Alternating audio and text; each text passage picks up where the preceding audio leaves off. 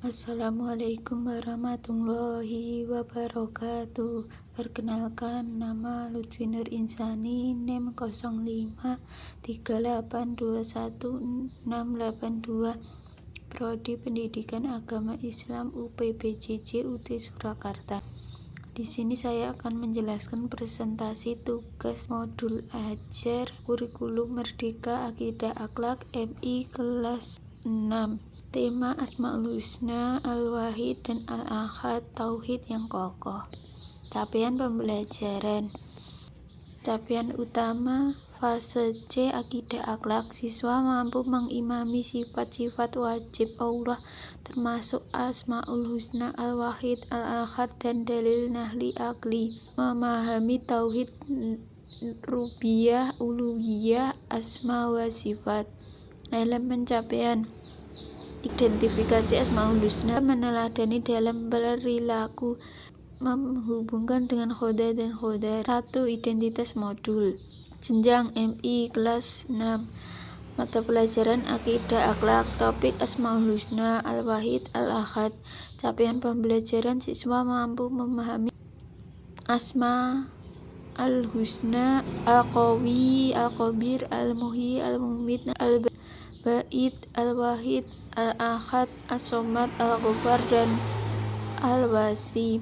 Iman kepada hari akhir, kiamat, khoda dan khodar. Alokasi waktu 8 jam pelajaran, 4 pertemuan. Fase C kelas 6.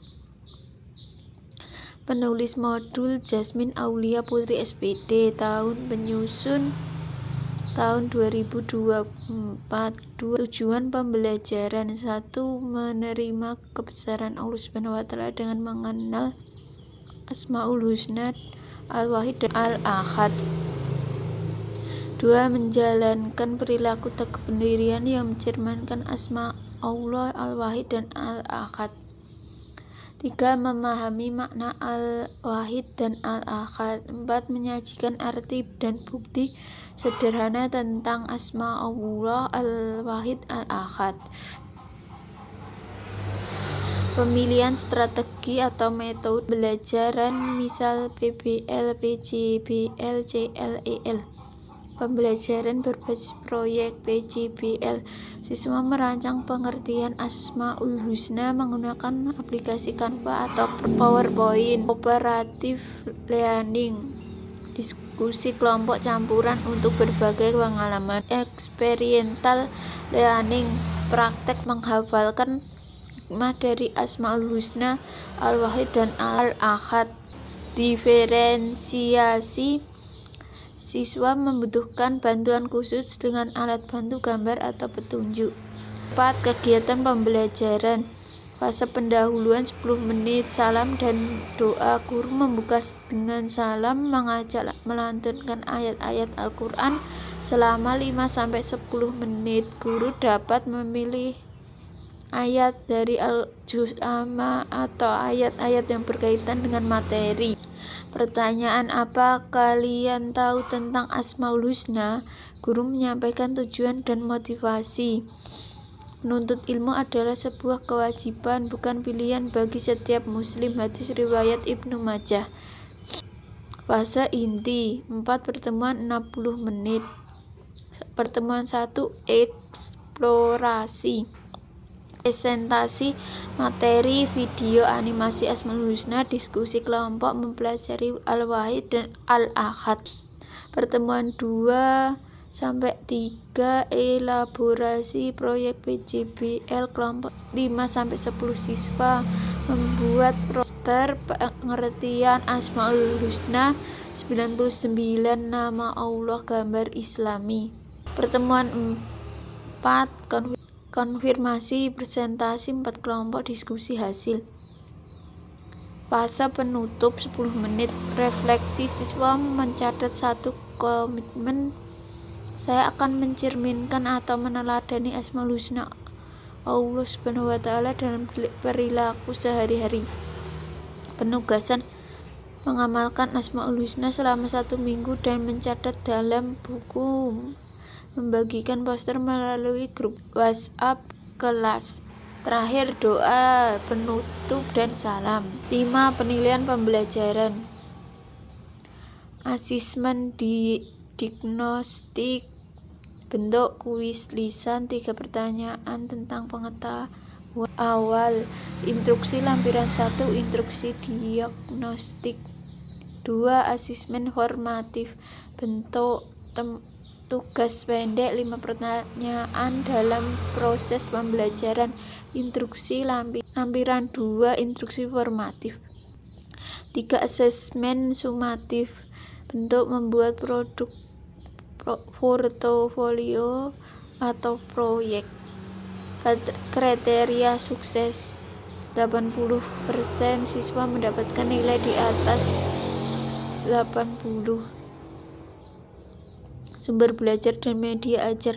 Sumber belajar Al-Quran, Quran Surat Toha ayat 8, Quran Surat Al-Baqarah ayat 163, Quran Surat Ar-Ra'd ayat 16, Quran Surat Ar-Ra'd ayat 16, Quran Surat Anbiya ayat 22 dan Quran Surat Al-Ikhlas ayat 1. 2. Hadis riwayat Ibnu Majah nomor 224.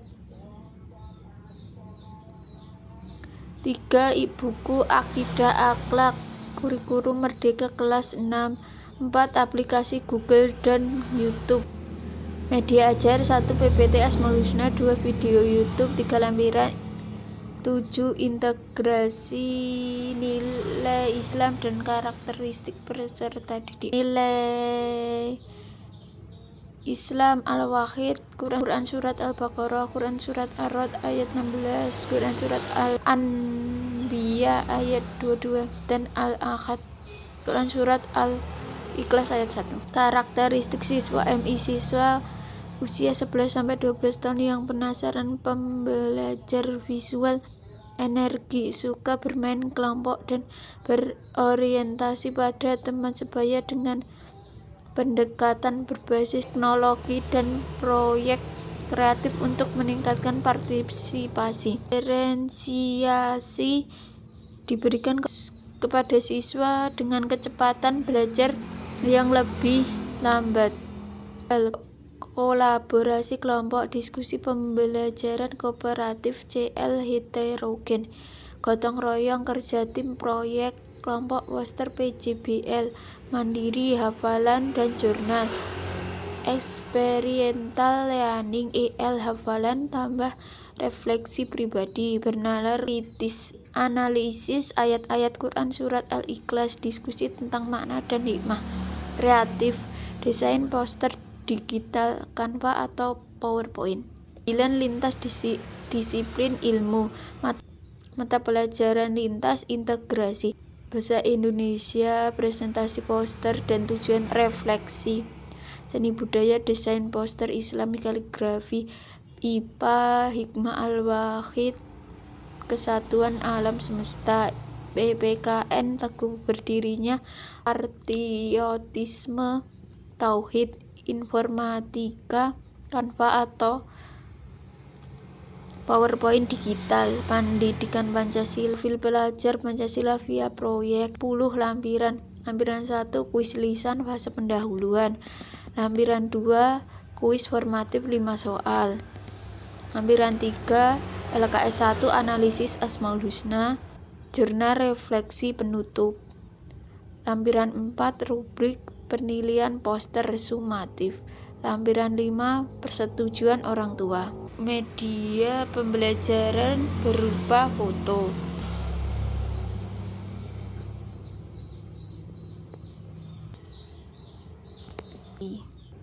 Kalimat thayyibah, istighfar, kalimat yang baik dan penuh keberkahan. Apa itu kalimat istighfar? Pengertian kalimat istighfar. Kalimat istighfar adalah kalimat yang harus kita ucapkan saat kita melakukan kesalahan, baik kepada Allah SWT, kepada teman, keluarga, adik, kakak, sesama manusia, atau kepada makhluk ciptaan Allah SWT lainnya seperti tumbuhan dan hewan. Syarat dan ketentuan istighfar. Hak Allah Subhanahu wa taala. Hak Allah Subhanahu wa taala adalah lahan yang terkait langsung dengan Subhanahu wa taala. Contohnya yaitu menyekutukan Allah Subhanahu wa taala, tidak mendirikan sholat, melanggar perintah Allah Subhanahu wa taala, dan berbuat maksiat. Hak adami. Hak adami adalah kesalahan manusia yang terkait dengan sesama manusia. Contohnya kesalahan yang terkait dengan manusia seperti bohong, mengunjing, dan membentak. Kesalahan yang demikian harusnya diiringi dengan menyelesaikan urusan dengan orang yang pernah dizolimi. Kesalahan yang demikian harusnya diiringi dengan menyelesaikan urusan dengan orang yang pernah dizolimi serta dibarengi dengan permintaan maaf yang sedalam-dalamnya. Syarat ketentuan taubat. Hak Allah. Menyesal dengan sungguh-sungguh atas dosa-dosa yang telah dilakukan, merasa menyesal sekali dari lubuk hati yang paling dalam karena melanggar syariat Allah. Selain itu, menyerahkan diri pasrah kepadanya. B. Berjanji dalam diri kita tidak akan mengulangi kesalahan atau perbuatan dosa yang dilakukannya. C. Meninggalkan perkara-perkara yang mendatangkan dosa-dosa dengan Allah Subhanahu wa taala, baik itu dosa kecil maupun dosa besar. Adami. A. Menyesal dengan sungguh-sungguh atas perbuatan salah yang dilakukan terhadap orang lain itu. B. Meminta maaf atau meminta ridho kerelaan kepada orang yang telah kita berbuat dosa terhadapnya.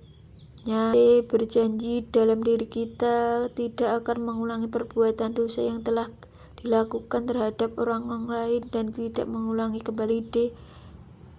Setelah ketiga hal tersebut dilakukan, jangan lupa memintalah kepada Allah Subhanahu wa taala. Cara memperoleh ampunan Allah Subhanahu wa taala. Berdoa disertai harapan. Cara memperoleh ampunan Allah Subhanahu wa taala. Berdoa disertai harapan. A. Menghadirkan hati yang penuh harap kepada Allah Subhanahu wa taala. B. Meyakini bahwa doanya akan dikabulkan. C. Tidak tergesa-gesa dalam berdoa. Memperbanyak istighfar. Setelah kita lakukan kesalahan, hendak mengucap istighfar sebanyak 3 kali. Namun Rasulullah SAW pernah beristighfar sebanyak 70 hingga 100 kali. Waktu mengucapkan kalimat istighfar: sesudah sholat fardu, ketika melakukan kesalahan dan kekeliruan, melupakan kewajiban kepada Allah Subhanahu wa taala. Hikmah atau kewajiban dari istighfar: akan dihapus kejelekannya dan diangkat derajatnya oleh Allah Subhanahu wa taala. Akan diberi kenikmatan yang baik. Dengan melakukan istighfar dan bertobat, dicintai oleh Allah Subhanahu wa taala. Sikap rendah hati dan pemaaf. Ciri-ciri orang rendah hati dan pemaaf: bisa menekan egois yang dimiliki, bisa mengerti orang lain dan keadaan, tidak mudah kecewa dan menyalahkan orang lain, tidak merasa tinggi hati, suka menolong orang lain. Sekian presentasi dari saya. Terima kasih. Wassalamualaikum warahmatullahi wabarakatuh.